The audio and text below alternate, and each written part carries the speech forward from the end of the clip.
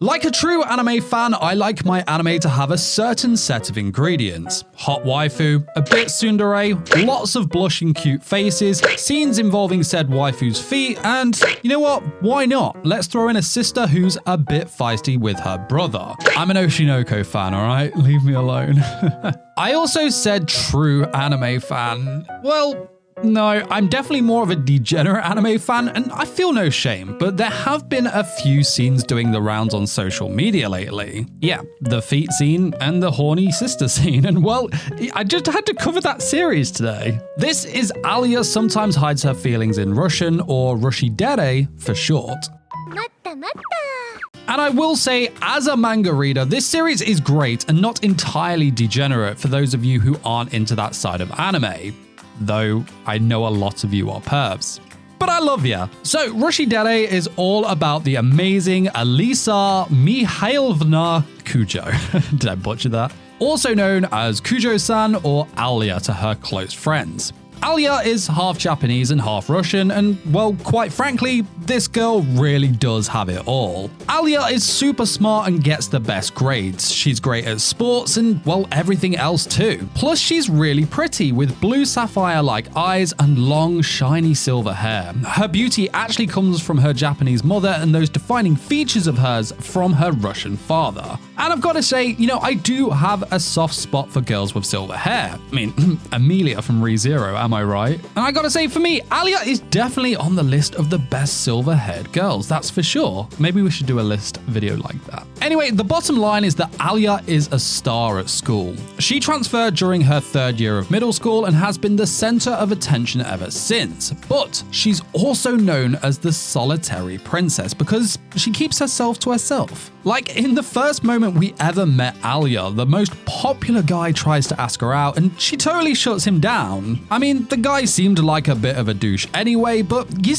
you hate to see it. And she's like this with all of the boys, well, all of the students in fact. However, Alya does talk to one boy, the other main character, Kuze Masachika. Kuze is like us weebs, a bit lazy, unmotivated, but loves anime and gacha games and will stay up to the early hours doing anything to do with anime and gacha games. But here's where the story gets interesting. So the premise of the series is that Alya often speaks her true feelings in Russian, thinking that no one understands her.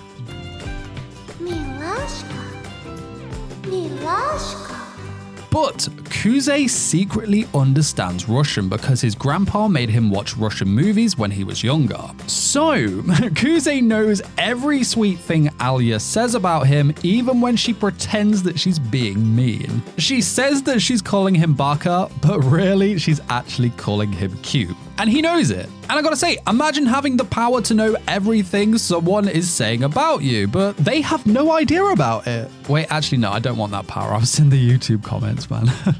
Anyway, Kuze does the noble thing. You know, he keeps it to himself, but he enjoys the fun moments that it creates. Alya, poor Alya, thinks that she's hiding her feelings, but she's practically confessing her love right in front of him. It's brilliant. Despite this, Kuze is actually a really good guy, you know, he's one of the good ones, and not in an over-the-top anime nice guy way. He's like super chill, and I really like that about him. Even though he seems ordinary, Masachika is actually, you know, super smart, reliable, and quick thinking. He prefers to stay out of the spotlight and work behind the scenes, kind of like a ninja. And he's also great at talking to people, you know, either charming them or getting exactly the reaction he wants. He's always aware of what's going on around him and really cares about his friends. He's kind, thoughtful, and he would even put himself in danger to protect the people he loves. So yeah, the classic nice guy, but it just seems different with Masachika. Now, what also makes this story fun is the way in which it flips the usual rom-com plot. Instead of the guy being clueless about the girl's feelings, even if she is making it blatantly obvious, Kuze knows everything, and it makes their interactions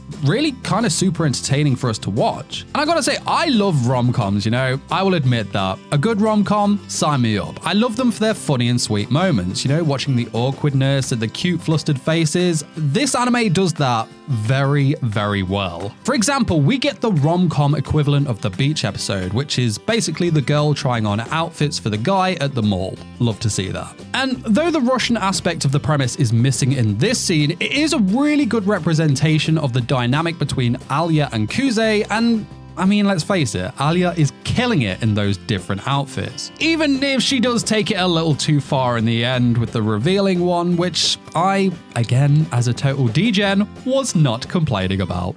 Nice. Of course, the comedy aspect is also killer in this series. I'm sure you've seen the foot scene on your timeline at least once in the last couple of weeks, and other than making me question if I have a thing for feet, I don't, by the way, I think. It was another expert showcase of the Alya-Kuze dynamic and the well-executed comedy in the series. For me, Alya and Kuze were great to watch reading through the manga, but the VAs have really brought their characters to life in this anime. Uesaka Sumire voices Alya, but did you know that she also voiced Nagatoro from Don't Toy With Me Miss Nagatoro, which really does showcase her versatility as a VA. She just does such a great job of portraying that Ice Queen energy, yet the real vulnerable person that is underneath the front. One thing about Alya that we learn very early on is that she can be really possessive and gets jealous when Masachika talks to other girls. To best describe her, she's a tsundere. A tsundere is someone who acts all tough and mean, but is actually a big softie on the inside for those who are new to anime. Alya loves to tease Masachika, but deep down she really loves him. And the funny part is that she doesn't even realize how much she likes him most of the time. Whenever she starts to figure it out for herself, she quickly denies it, like, no way, I can't be in love with him. But we all know the truth, right? And Uesaka just nails this in her performance as Alya. The tsundere character is always a popular one among fans, and it's really important to get that tone in their voice just right. It's almost like one of their main selling points of the tsundere waifu. And she does it, she nails it, it's so good, I love her. When it comes to Masachika, though I do get the Kazuma vibes from his dialogue at times, he's voiced by Amasaki Kohei, who you'll most likely know from Re:Zero, where he voices Best Boy Otto. Kuze, for me, is a more complex character than the norm in a rom-com series. Nothing too mind-boggling, but there are layers to his character that make him far more interesting than a, we just need a normal, everyday male lead to complement the girl. And I gotta say, Amasaki does a fantastic job of voicing him. Because, like Alya, there are two sides to him. The side he shows in person and the side he keeps to himself. Masachika acts all cool and chill most of the time, but deep down, he's a whirlwind of emotions. Picture like a duck, they're calm on the surface, but paddling like crazy underneath. On the outside, Masachika, he's carefree, he's always joking around and having fun, but secretly, he doesn't have much self-confidence and sometimes gets really down on himself. He hides this sad and vulnerable side from everyone, only showing it rarely to a few close people. And I think getting that balance right in the performance takes a lot of skill to make it believable to the viewer and to help us make a connection with the character. Amasaki has done just that. And overall, I think the VAs in the show are just great, and it would honestly be criminal if I didn't give a shout out to Maruoka Wakana, who voices Yuki.